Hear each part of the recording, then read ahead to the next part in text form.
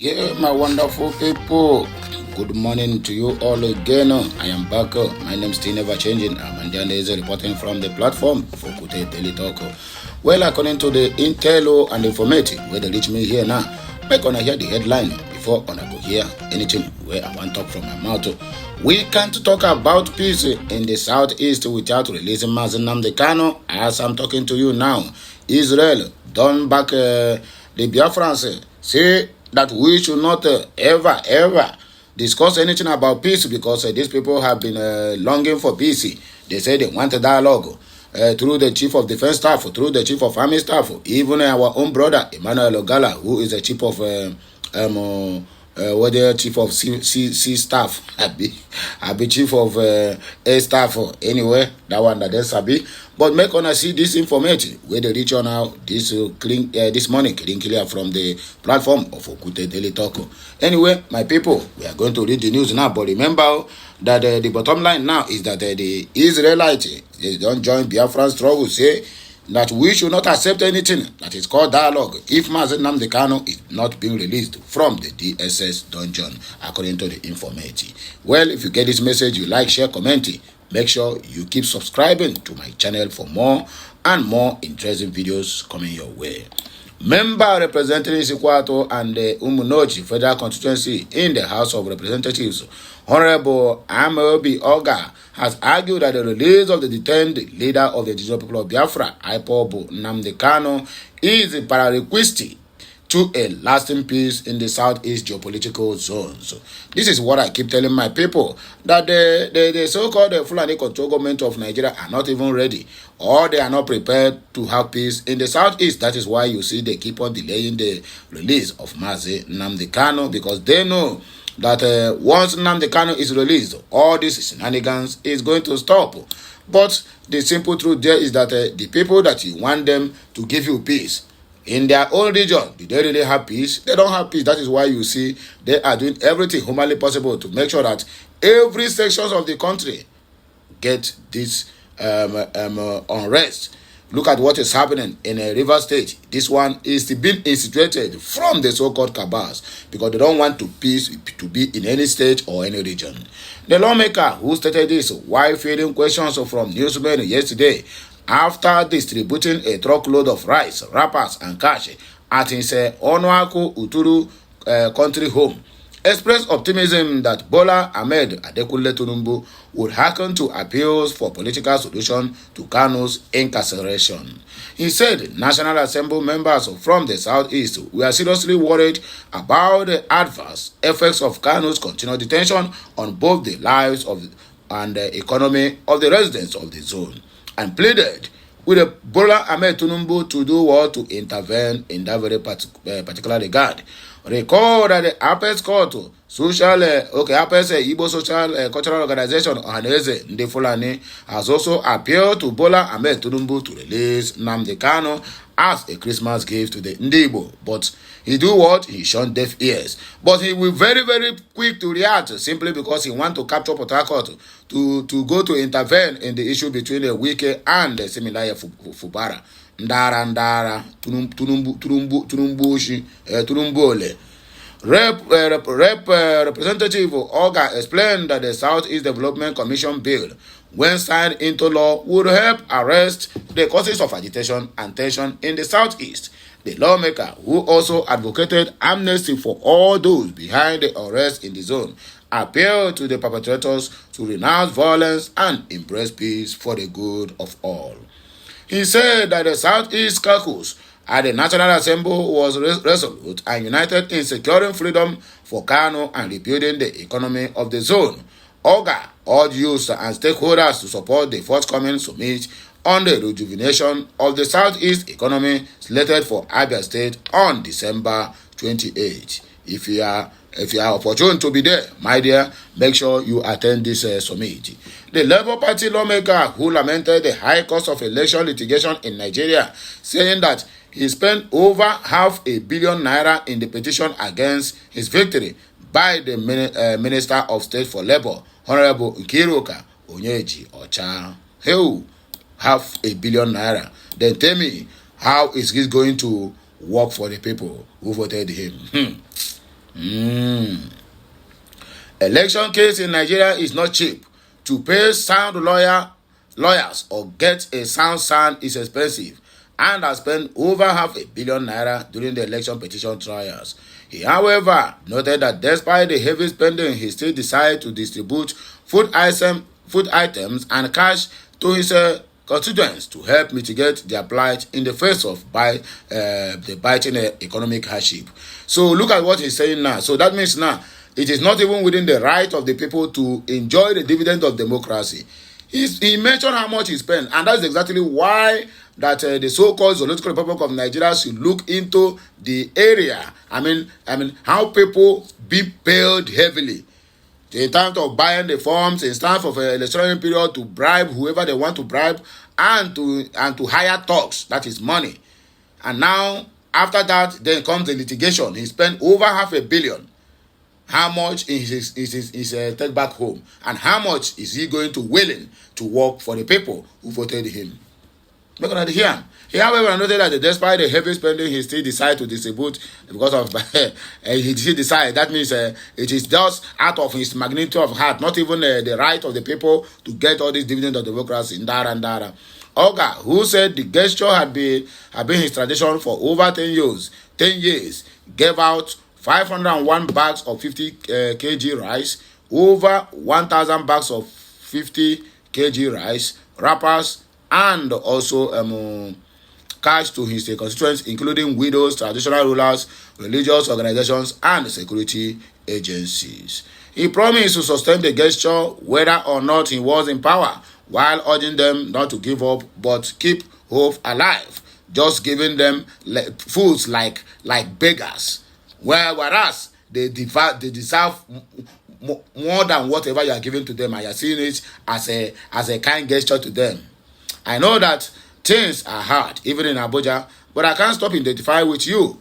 Be encouraged. The hard times won't remain forever. You can be sure I am concerned about you. I will continue to be a blessing to humanity because life is all about positive impulse. Responding on behalf of monarchs, the traditional ruler of Lopa Autonomous Community, Umunochi, local government area, His Royal Highness Eze Franklin Lesim, commended Oga for showing emphasis with the people in the face of harsh economic. He prayed God to replenish the source while urging him to sustain the gesture and continue to advance the cause of the constituency. Similarly, the Secretary Christian Association of Nigeria, Umunochi, local government area pastor Bethel Ehuru, thanked the lawmaker for the philanthropic gesture, which he said had renewed the hope of many. According to him, some widows, including Miss Calista Okori from Nne Ato, Ngozi Onwuchekwa from Ovim, Ishikwato, rain blessings on the lawmaker for remembering them in this season. In an interview, the lawmaker's elder brother Chief Ifeanyi Oga said the philanthropy rubs in the family, and according to him, he said that they found fulfillment in being part of solution to people's needs. We are happy when we put smiles on people's face. This culture runs in our family. We learned it from our father, and our children have told us that they will surpass us in age in the future, according to Oga Amobi. Then another one we have here is Christmas. God history won't forgive Tinubu if he fails, according to Matthew Hassan Kuka of Sokoto State. The Catholic Bishop of Sokoto, that is Matthew Hassan Kuka, said God and history will not forgive Bola Ahmed Tinubu if he fails to deliver on his promise of renewed hopeless. According to Bishop Kuka, stated this in his Christmas message, which happened yesterday on Monday. He added that now that the Bola Ahmed Tinubu is at the helm of affairs, Nigeria must turn around under his administration. Is it by force or you are encouraging him to do? I don't understand you, Hassan Kuka. According to Cleric, Tinubu must have had enough time to think of the answers to many questions that are crying for answers, and that under his watch, Nigeria must end the ugly instrumentalization of religious, ethnic, or regional identities. Kuka said, Mr. President, sir, congratulations and a happy Christmas now. You have what you prayed for, what you dreamt of, what you longed for better, for the better part of over 20 years. You have plotted to be our president for years. You campaign for a new Nigeria through restructuring or overhauling the defective machinery of the Nigerian state. For years, you fought the military and other forms of dictatorships. For years, you fought for the victims of a deep state. For years, you sought to create an egalitarian society. For years, you sought a just society. For years, you have built networks with individuals, communities, and institutions. Now is harvest time, according to Matthew Hassan Kuka. You are on the driving seat now. Under your watch, Nigeria must turn the corner. Under your watch, we must end the ugly instrumentalization of religious, ethnic, or regional identities. You have had enough time to think of the answers to many questions that are crying for answers. Now is time to go to work. Your future and that of your country is in your hands. Mr. Bola Ahmed Adekunle Tinubu, you have no excuses before God or of the people of Nigeria. Neither God nor history will forgive you if you fail. This is our moment, our date with history. Now all eyes and ears on you. Our prayers for a united country are with you. Speaking on Tinubu's renewed hope agenda, Kuka noted that Nigerians have almost lost hope in the fact that the government can really and truly care for them, urging the president to ignite the so-called hope. He said, we have seen the first flattering steps of policy decisions which have elicited a mixture of controversies and anxiety and praise. This is to be expected. You have promised us as a renewed hope agenda. But know that hope, this one thing in our dear nation, won't help anything. Nigerians have almost lost hope in the fact that the government can really and truly care for them.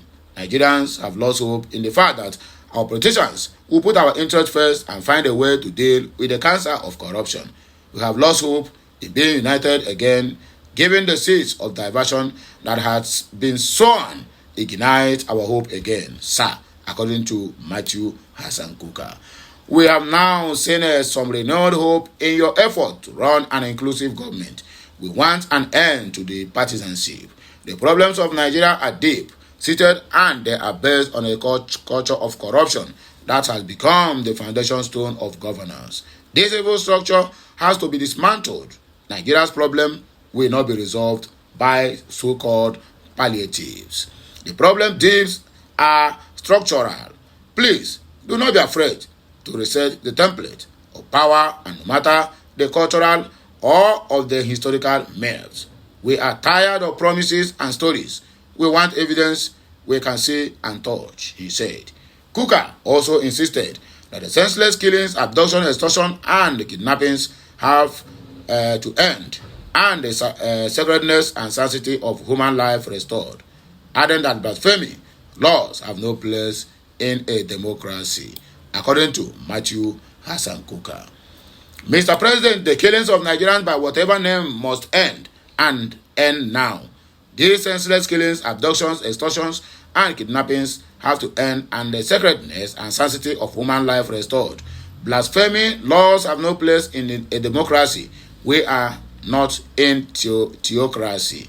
Those who take life by whatever means must be fished out and punished. A culture of compensation to victims must be institutionalized, and the states must take full responsibility while criminals or those who hide them are fished out. We cannot go on this way. The seeds of hatred that have spotted in Gaza show us the consequences of allowing a culture of distorted narrative to grow among us.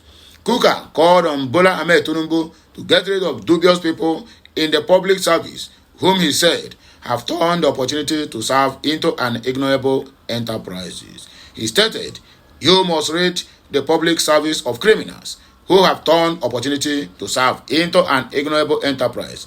We concede that there are millions of decent men and women who genuinely wish to serve but are crushed by the dead weight of corrupt ogres at the top who uses corruption as their oxygen that they breathe on a daily basis. This surgery must happen if you are to succeed in any of your dreams or delivering much needed services to our people, Matthew Hassan Kuka said. When I hear him, and I hear we'll take back break, coming back again with another blockbuster. Have a nice day and make sure you keep sharing this message and make sure you keep subscribing to my channel so that more interesting videos will be coming your way. My name is still the man. I'm Nnamdi reporting live from the platform of Okute Daily Talk. I'll be right back. Make sure you enjoy this one. Okay, Messiano.